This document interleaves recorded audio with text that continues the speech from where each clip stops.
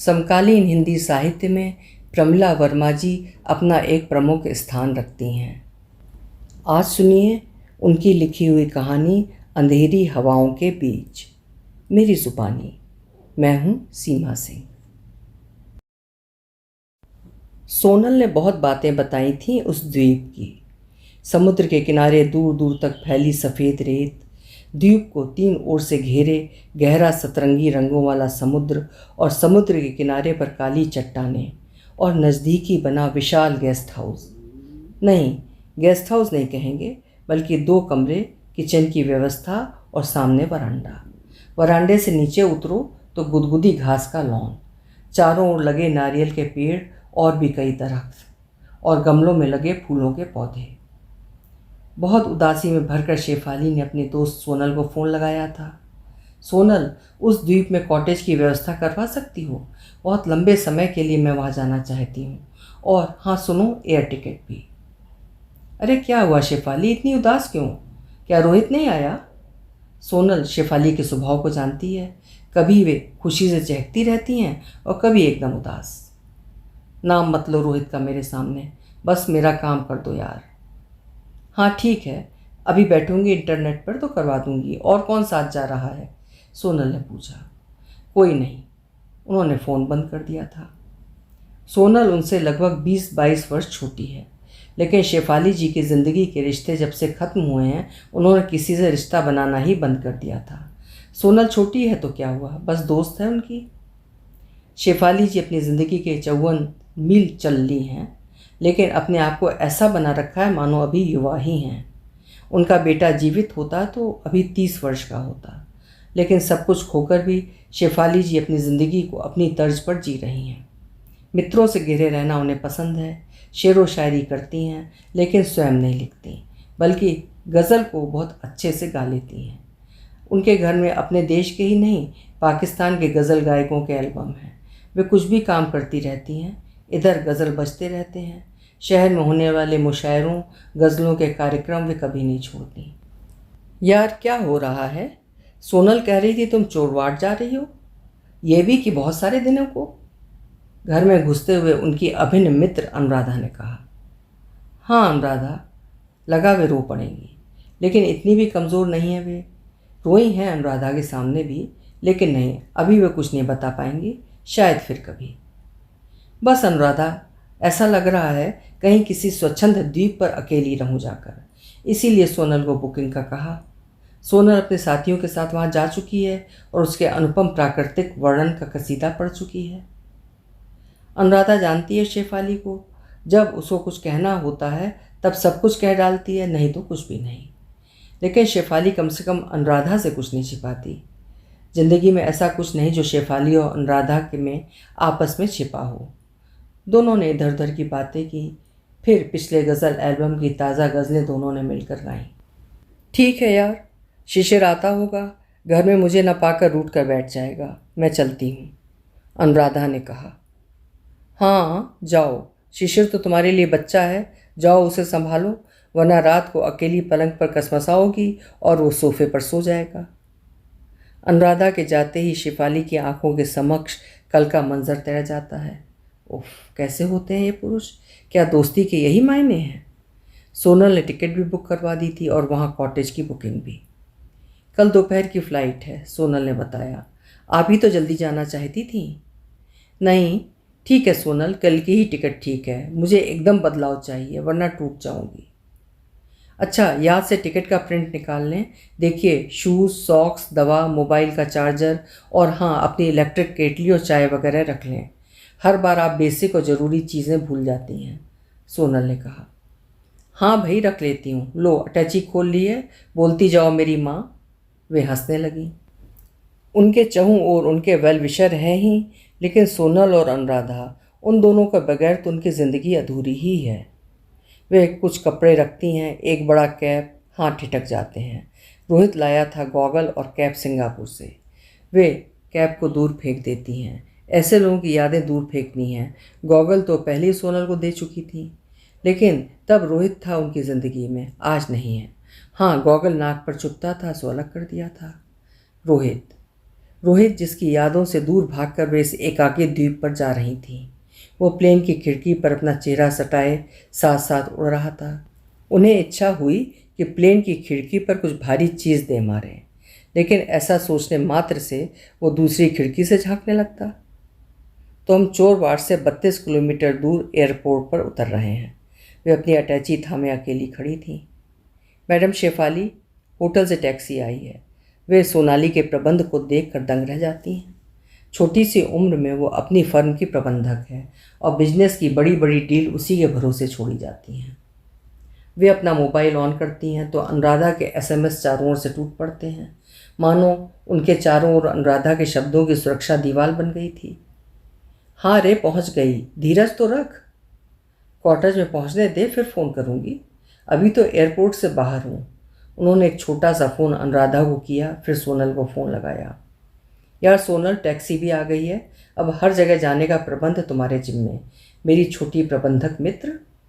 दोनों हंसने लगी थीं। सभी कसैली बातों को कुछ देर के लिए पीछे छोड़कर वे कॉटेज में घुसती हैं। वाकई समुद्र तट भी सुंदर है और जैसा सोनल ने बताया था, कॉटेज भी सुंदर है। मैम, चाय? हाँ ला दो, और ब्रेड बटर भी। उन्हें हाई बीपी की दवा भी खानी थी। अब वे चाय नाश्ता करके कुछ समय आराम करेंगी और फिर देखेंगी कि चारों तरफ का माहौल कैसा है। उन्होंने चाय का घूंट भरा ही था कि लगा बाहर कॉटेज के गेट से कोई निकला है। वे झटपट कमरे की खिड़की पर आ गईं। देखा, हाँ सचमुच कोई जा रहा था। अरे ये तो शाम का धुंधलका है और सामने समुद्र की गर्जन, इसीलिए तो वे यहाँ आई थीं। उन्होंने जल्दबाजी में चप्पल ही पहन ली और मोबाइल हाथ में लेकर निकल गईं। सुबह से कुछ ऐसा हैवी खाया नहीं था, अब नाश्ता करके अच्छा लग रहा है। वे सीधे समुद्र के किनारे काली बड़ी चट्टानों की तरफ चली गईं। समुद्र की लहरें इन चट्टानों को टकराकर तकरीबन 6-7 फीट तक ऊंची उछल रही थीं। उन्होंने अचानक अपने भीतर खुशी सी महसूस की और उन चट्टानों के पास लहरों की टकराहट के पास जाने को तावली सी भागीं, ताकि उस ठंडे पानी की बौछारों को वे अपने शरीर पर महसूस कर सकें। इस जल्दबाजी में उनकी एक चप्पल चट्टान पर छूट गई और वे उसे उठाने समुद्र की लहरों की ओर भागीं। तभी एक पुरुष हाथ ने उनका हाथ पकड़ लिया। वे लगभग लहरों में गिर ही जाती, लेकिन उन्हें किसी ने संभाल लिया। क्या करती हैं, अभी आप समुद्र में गिर जाती। तब तक दूसरी लहर ने आकर उन दोनों को समूचा भिगो दिया। फिर तीसरी, चौथी लहर। वे दोनों संभल ही नहीं पा रहे थे। हवा चीख रही थी, एक अद्भुत रुलाई सी थी हवा में। पुरुष ने उनका हाथ पकड़कर विपरीत दिशा की ओर खींचा। वो उन्हें चट्टानों पर काफ़ी दूर तक ले गया, जहाँ लहरें नहीं थीं। अरे मैं तैरना जानती हूँ, वे मुस्कुराकर बोली। तैरना? मैडम, ये चोरवाड़ है। इन चट्टानों के नीचे जहाँ आप खड़ी हैं, दूर तक समुद्र का पानी है। ये एक लंबी चौड़ी सुरंग जैसी है। पिछली बार जब मैं यहाँ आया था तो 9 विदेशी पर्यटक ऐसे ही लहरों को अपने शरीर पर अटखेलियाँ कराने उस ओर गए थे। सेकंडों में वो 9 लोग गायब हो गए थे। फिर काफ़ी समय तक यहाँ सुरक्षा गार्ड तैनात किए गए थे। इस गांव के लोग बताते हैं, भाटा के समय भी इन सुरंगों में से किसी ने जाने का साहस नहीं जुटाया। ओह, तो आपने मुझे बचा लिया, लेकिन मेरी चप्पल? जाने दीजिए, यह आपका चोरवाड़ का पहला दिन है। दोनों ही खिलखिलाकर हंसने लगे। सामने समुद्र के क्षितिज पर नारंगी गोला डूबने को व्याकुल था। कुछ ही मिनटों में तट जो एकाकी था, समुद्र, रेत, सब कुछ स्याह कालेपन में डूब गए। यहाँ के कॉटेज सुंदर हैं। मैं वर्ष भर में 3-4 चक्कर यहाँ अवश्य लगाता हूँ। ये समुद्र का किनारा, सतरंगी पानी और ये विशाल दरख्त मुझे बुलाते हैं, उसने जानकारी दी। ओह, मेरा परिचय, मैं शैलेंद्र कपूर हूँ, पहाड़ का रहने वाला। मेरे कुछ बिजनेस हैं जिनसे थक कर मैं यहाँ आता हूँ। जी, मैं शेफाली हूँ, बस यही परिचय। मैदानों से ऊबकर हम पहाड़ जाते हैं और आप लोग पहाड़ों से ऊबकर समुद्र किनारे आते हैं, शेफाली ने कहा। अजी, पहाड़ों से कोई ऊब सकता है? उन्हीं पहाड़ों को देखने के लिए अलग अलग मूड होता है, उसने कहा। वो कैसे? शेफाली अचानक उस व्यक्ति की बातों में घिरने लगी थी। वही, जैसे हर औरत खूबसूरत होती है। कई औरतें शरीर और मन दोनों से खूबसूरत, कई शरीर से और कई सिर्फ मन से। वैसे शेफाली जी, आप सचमुच सुंदर हैं। तो चलिए इस सुंदर वातावरण को और सुंदर बनाया जाए। आप कॉफ़ी पीना पसंद करेंगी? जी बिल्कुल, लेकिन कैंटीन में नहीं। अजी, यहाँ आकर कोई कैंटीन में बैठेगा? उन्होंने होटल बॉय को आवाज़ दी और शेफाली के कॉटेज के लॉन में बैठना पसंद किया। अमेरिकन ग्रास के लॉन में 2 आराम कुर्सियां रखी थीं और एक टेबल। उन्होंने शेफाली की ओर देखते हुए कहा, आपके पति को बुला लें, वे निश्चय ही सो रहे होंगे, है ना? नहीं, मैं अकेली आई हूँ, उन्होंने कहा। इसी बीच कॉफ़ी और वेफर्स होटल बॉय रख कर गया था। वे वेफर्स का एक टुकड़ा उठाकर कुतरने लगीं और इस एकाकी बीच पर अचानक इस तरह आने का मकसद ढूंढने लगीं। अचानक ही दोनों के समक्ष चुप्पी पसर गई। मैं शायद गलत वक्त पर गलत सवाल पूछ बैठा, शैलेंद्र कपूर ने हिचकिचाहट से पूछा। नहीं, बहुत कॉमन सवाल है, वैसे भी हमारे देश का सवाल। स्त्रियां तो घूमने जाती हैं अपने पति के साथ, तो इतनी डिपेंडेंट होती हैं कि कहाँ रुकी हैं, कौन सा होटल है, ये भी नहीं जानती। कई बार तो ऐसा लगता है शैलेंद्र जी कि यदि वे कहीं बिछड़ गईं तो बिसूर बिसूर कर रोएंगी कि मैं कहाँ जाऊँ, कहाँ ढूंढूँ अपने उनको। वे हंस दी, फिर उन्होंने बात बदल दी। लेकिन कपूर सरनेम तो पहाड़ों में नहीं होता। हाँ, मेरे दादाजी दिल्ली में रहते थे, फिर पिताजी ने सोलन में व्यापार शुरू किया और वहीं बस गए, तो हम तो पहाड़ के ही हैं ना। फिर देहरादून में मैंने पढ़ाई की। अचानक शैलेंद्र चुप हो गए। कॉफ़ी ख़त्म हो गई थी। औपचारिकतावश शैलेंद्र ने पूछा, डिनर का क्या प्रोग्राम है? मैं रूम पर ही डिनर मंगवाऊंगी, गुड नाइट, कहते हुए कॉटेज के भीतर चली गई। देर तक शावर कैप लगाकर वे शावर के नीचे नहाती रहीं। कितनी ढेर सी किताबें लाई हैं वे, जिन्हें मुंबई में वो पढ़ ही नहीं पाती थीं। अब कोई अच्छी सी गज़ल सुनेंगी और कौन सी किताब पहले पढ़नी है ये छाटेंगी। शावर कैप उतारा तो देखा सामने के बाल भीगे थे। घुंघराले काले बाल उनके गोरे चेहरे पर छाए थे। उन्होंने नए सिरे से अपने आप को देखा। माँ भी तो इतनी ही सुंदर थीं, लेकिन बाबू सुंदर तो नहीं थे। लेकिन दोनों का अपार प्यार और एक दूसरे के प्रति समर्पण को वे आज भी महसूस कर सकती हैं। क्या कोई पति वर्षों बीतते रहने के बाद इतना प्रेम कर सकता था जितना बाबू ने किया माँ को? कैसा है महेश? माँ ने शादी के बाद पहली बार आई हुई शेफाली से पूछा था। वो चौंक पड़ी थी। महेश, उसका तो स्पष्ट तक नहीं जाना था उन्होंने। छोटी बहन हॉस्टल में रहकर पढ़ रही थी और बड़ी बहन अपने पति बच्चों में मगन थी। किससे बांटे हृदय का दर्द? लेकिन माँ काफ़ी कुछ समझ चुकी थी। कहीं कुछ है जो शायद शेफाली से भी छुपा है। थोड़े दिन माँ के साथ रहकर वो लौटी थी। महेश अधिकतर लंदन में ही रहते थे। घर बहुत बड़ा और खाली था। वे बड़े बड़े कमरों में चहलकदमी करती, फिर बाहर बगीचे में और घर के भीतर रखे गमलों में उन्होंने अपने आप को खपा दिया था। महेश लौटे तो यूं घर को गार्डन बना डालने पर खुश भी हुए और लटकने वाले पौधे, चढ़ती बेलें, फूलों की झाड़ियों पर उनकी पसंद की दाद भी थी। याद है उन्हें जब वे शादी होकर घर आई थीं। उसी रात एक फ़ोन ने महेश को हिला दिया था। वे पलंग पर सजी दुल्हन बनी बैठी रह गईं और उसी रात की सुबह 4 बजे की फ़्लाइट से महेश लंदन चले गए थे। पूरा महीना बीत चुका था, महेश नहीं लौटे, परंतु फ़ोन आते थे। उनकी बड़ी बहन भी अपने शहर लौट गई थीं, यही उनका ससुराल था। महेश लौटे तो शराब पीते रहते या फ़ोन में लंबी लंबी की जाने वाली बातचीत में व्यस्त रहते। इस तरह शादी का 1 वर्ष गुजर चुका था। क्या हुआ था शेफाली? तू इस तरह अचानक क्यों चली गई थी? तू तो बड़ी हिम्मत रखती है, बरसों से अकेली रह रही है। अनुराधा फ़ोन पर थी। रो पड़ी शेफाली। अनुराधा, जिसको इतना प्रेम किया वो इतना नीचे गिर जाएगा सोचा नहीं था। अरे कुछ बताएगी भी या यूं ही रोती रहेगी? क्या हुआ, मुझे सब बता। मैं जानती हूँ जब तक मुझे ठीक से बताएगी नहीं तेरा मन हल्का नहीं होगा। थोड़ी देर वो रोती रही। अनुराधा ने रो लेने दिया। संयत हुई, कहा, 2 दिन पहले रोहित आया था। आते ही कहने लगा, देखो फ्राइड फिश लाया हूँ तुम्हारे लिए।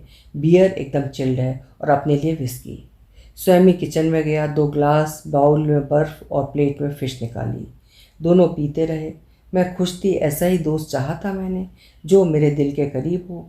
हम दोनों पीते रहे थे कि एकाएक उसने अपने नज़दीक मुझे घसीटा और बड़ी बेदर्दी से मेरे कपड़े उतारने लगा। मैं हतप्रभ रह गई अनु। बियर का सुरूर और एक ऐसा इंसान जिसे मैं पिछले 2 वर्षों से प्यार कर रही थी, कुछ कह नहीं पाई। अनुराधा, ये क्या ये प्रेम है? मैं गुस्से से कांप उठी। मैंने उसे भरपूर ताकत से अलग किया और कपड़े संभालती हुई दूसरे कमरे में आकर पलंग पर गिर पड़ी। वो कब गया पता नहीं चला। अनु, मैं इतना रोई कि उल्टियाँ होने लगीं। प्रेम का यही एक रूप अनु, बता तो तू। क्या वो मुझे प्रेम करता था? तू ही तो कहती थी कि वो मुझे प्रेम करता है, साफ दिखाई देता है। वो क्या समझता था कि मैं उससे शारीरिक प्रेम चाहती हूँ? वे फूट फूट कर रोने लगीं। अनुराधा ने बड़ी मुश्किल से उन्हें संभाला और रात को फ़ोन करती हूँ कहा। उन्होंने रूम बॉय को बुलाया। क्या है डिनर में? Fried fish. मैम, यहाँ की फ़िश बहुत फेमस है, लड़के ने कहा। नहीं, फ़िश नहीं, वेज में क्या है? छोले पूरी, पालक पनीर और ढेर सी सब्जियों के नाम वो बताने लगा। ठीक है, खूब गरम कुरकुरी पूरी और छोले ले आओ। डिनर शुरू ही किया था कि शैलेंद्र कपूर आ गए। अरे, आपने डिनर शुरू कर दिया? मैंने सोचा हॉल ही में चलकर खाते हैं। वे मुस्कुरा दीं। शाम ही पहचान हुई और डिनर तक इतनी आत्मीयता। ठीक है, खाइए, मैं हॉल में जाकर खाऊंगा। वे होटल बॉय के साथ ही कॉटेज से बाहर निकल गए। रात को फिर अनुराधा का फ़ोन आया। दोनों देर तक बातें करती रहीं। अनुराधा बोली, देख शेफाली, प्रेम का यही मतलब होता है। तुम लोग 2 वर्ष से प्रेम कर रहे हो। तुमने शादी के लिए मना कर दिया था। अब जब लिव इन रिलेशन में रहोगे तो क्या सन्यासी बनकर? मैं समझती हूँ शेफाली, ये बात तर्कसंगत नहीं है। हाँ, लेकिन ऐसी जानवर जैसी पहल तो किसी के भी मन को तोड़ देगी। वही तेरे साथ हुआ। यही पहल प्रेम और मनोहार भरी होती तो शायद तू भी मान जाती। शेफाली चुपचाप सुनती रही। फिर तेरा जवान बेटा भी तेरी आंखों के सामने गया। तू एक माँ है, इतनी जल्दी तेरा हृदय किसी को स्वीकार नहीं कर सकेगा। हाँ, सच तो कह रही है अनुराधा। जब भी कुछ सोचा तो उनका बेटा नील सामने आ जाता। कितनी मुश्किल होती थी ये मानने में कि नील अब नहीं है। क्या हुआ था आपके बेटे नील को?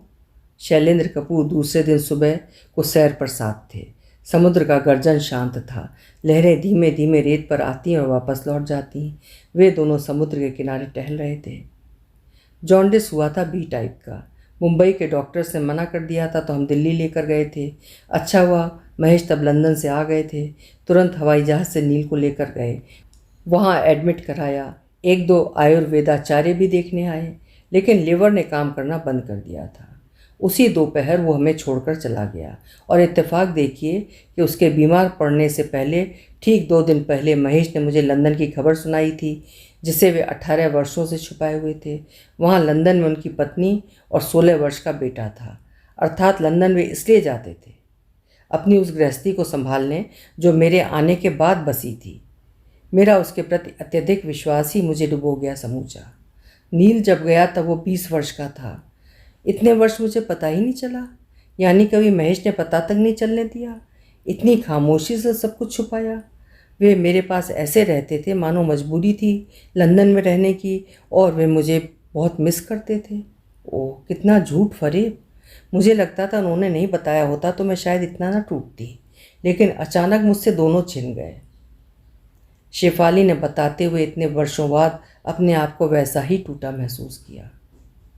समुद्र पर सूर्योदय की सतरंगी किरणें अटखेलियाँ कर रही थीं, जैसे पानी पर इंद्रधनुष खिलाया हो। मुझे इसीलिए यहाँ का समुद्र भाता है, इंद्रधनुषी रंगों वाला। शैलेंद्र ने समुद्र पर दूर तक देखते हुए कहा। हाँ, ऐसा समुद्र मैंने मॉरिशस में देखा था। मॉरिशस तो महेश के साथ ही गए थे, लेकिन बाद में उनके लंदन बस जाने के बाद अकेले ही घूमते रहे। शेफाली ने कहा। क्या बिजनेस था महेश जी का? कार्गो का। बाद में सुना उनका लंदन में खूबसूरत बंगला है जहाँ नेहा और उनका बेटा रहते हैं। समझ में नहीं आया शेफाली जी, आप सुंदर हैं, पढ़ी लिखी हैं, फिर महेश जी ने ऐसा क्यों किया? शेखर कपूर को इतने अंतरंग प्रश्न करने का हक किसने दिया? शेफाली सोचती है, लेकिन फिर भी वे इस उलझे चक्रव्यूह में फंस रही है। क्या वे जानती नहीं कि भीतर से वे भरपूर सशक्त हैं, सीधी हैं, लेकिन इतनी भी नहीं कि किसी को समझ ना पाएं। बरसों से अकेली रह रही हैं। अभी तक तो अनुराधा ही ये सब पूछती थी, अब ये शेखर कपूर, मात्र कुछ दिनों का घूमने का साथ। वे दोनों समुद्र की रेत पर पड़ी आराम कुर्सियों पर बैठ गए। धूप से बचने के लिए ऊपर बड़ी बड़ी रंग बिरंगी छतरियाँ लगी थीं। शेफाली चुप ही थी। क्या बताऊं कि महेश एक स्वार्थी व्यक्ति था, शराब पीकर चिल्लाता था और दुनिया के सबसे घटिया इंसान की तरह पेश आता था। कि नेहा के पास अपार संपत्ति और वहाँ रहने की नागरिकता थी, क्या बताऊं। वे अचानक बोल पड़ी। जाने दीजिए, जिस बात का मन ना करे वो नहीं करनी चाहिए। वे कॉटेज में लौट गए थे। शेफाली ने देखा था शेखर कपूर कॉटेज के बरामदे में अखबार लिए बैठे थे। आकर्षक व्यक्तित्व है इस पुरुष का, कितना कुछ पूछता है और वे मंत्रबद्ध होकर सब कुछ बताती रहती हैं। भीतर पहुंचकर उन्होंने अपने छोटे से सीडी प्लेयर पर नृत्य के गाने लगा दिए। वे कहीं भी जाती हैं अपना सीडी प्लेयर अवश्य साथ ले जाती हैं। उन्होंने चुनरी को कमर पर कसकर बांध लिया, बिखरे घुंघराले बालों की पोनी बांधी और ट्रेवल बैग से अपने घुंघरू निकाल कर बांध लिए। अब वो नाच रही थी। एक नृत्य, दो नृत्य, तीन नृत्य, फिर तीसरा नृत्य पूरा होते ही वे निढाल सी सोफे पर गिर पड़ी। सांस धौंकनी सी चल रही थी। वे बहुत उत्तेजित हो रही थीं। इस वक्त उन्हें रोहित के सिवा कोई दूसरा याद नहीं आ रहा था। इच्छा हुई रोहित की तस्वीर अलमारी से निकाल कर फेंक दें और टूटी गिरी कांचों पर नृत्य शुरू कर दें। घायल हो जाने दें अपने पैरों के उन तलवों को जिनकी तारीफ रोहित किया करता था। मुलायम और गुलाबी तलवे मैंने किसी के नहीं देखे। नृत्य रुकने पर रोहित ने उन्हें अपनी बाहों में कस लिया था। कहाँ थी तुम अभी तक? तुम्हें तो फिल्मों में जाना था। अनोखा सौंदर्य, अनुपम नृत्य। वे थक कर रोहित के कंधे पर अपना सिर रख देती हैं।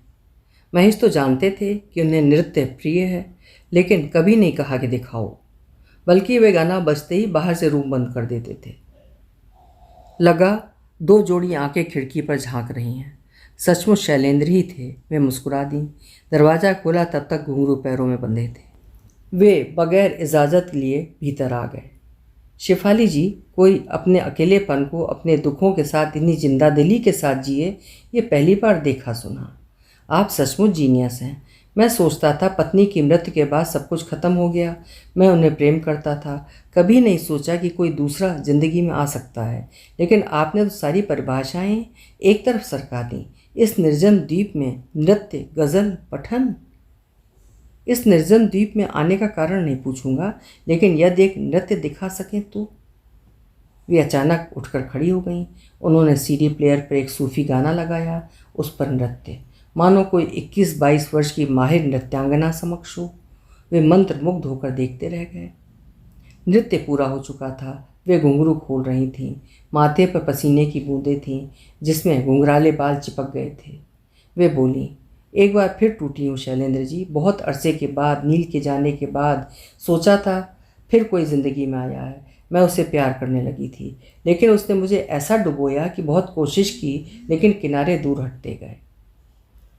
वो फिल्मों में असिस्टेंट डायरेक्शन में कार्यरत था। उसका परिवार अर्थात उसकी माँ, पिता और भाई आदि दूसरे शहर में रहते थे। मुझे पहले ही समझ जाना चाहिए था कि वो महेश से अधिक स्वार्थी है। शायद मुझे लोगों की पहचान नहीं है। मैं उससे लिव इन रिलेशन में रहना चाहती थी। मेरे शहर में भरपूर संसार है, मित्रों का, सभा सोसाइटी का। लेकिन वो कहता था तुम शादी करके मेरे घर रहोगी, वहाँ माता पिता की सेवा करोगी। मेरी दोनों भाभियाँ भट्टी पर नान रोटियाँ सेकती हैं। नान रोटियाँ आदि वहाँ के ढाबों पर बिकने जाती हैं। ये काम तुम भी करोगी। मैं कभी कभी आया करूँगा, फिर हम बहुत प्यार करेंगे। वे हंसने लगीं। वाह, क्या ज़िंदगी की प्लानिंग थी। उन्होंने कहा था वो जानता था मैं कैसे रहना पसंद करती हूँ, लेकिन वो अपनी सड़ी गली इच्छाएं मुझ पर थोपने लगा। मैंने सोचा चलो शादी या साथ रहने की कामना न सही, एक अच्छा दोस्त तो है ही। लेकिन एक दिन उसने दोस्ती की सीमाएं भी तोड़ दी। वे अचानक चुप हो गईं। शेखर ने भी शेफाली से कुछ नहीं पूछा। रात अनुराधा को फ़ोन पर बताया, अनु मेरे कॉटेज के बाजू में ही उसका कॉटेज है। हम मॉर्निंग इवनिंग वॉक, समुद्र किनारे पर चहलकदमी, डूबते उगते सूरज को देखना। लगता है वे एक अच्छे समझदार मित्र साबित होंगे। रोहित का दिया घाव भी भर ही जाएगा। देख शेफाली, तू फिर वहाँ से शीशे की तरह टूट कर नहीं आना। तेरी शीशे की किरचें फिर तू टूट टूट कर बटोरेगी। मुझे अच्छा नहीं लगता तेरा इस तरह टूटना बिखरना। समझती क्यों नहीं, पुरुष यही एक चाहत हमसे रखते हैं, पहले महेश फिर रोहित। वे हूँ हाँ करती रहीं। फ़ोन बंद हो गया। आई तो थीं घुटन से उबरने, यहाँ आकर वे ऐसे नहीं, वे और नहीं टूटना चाहती। ठीक ही कहती है अनुराधा।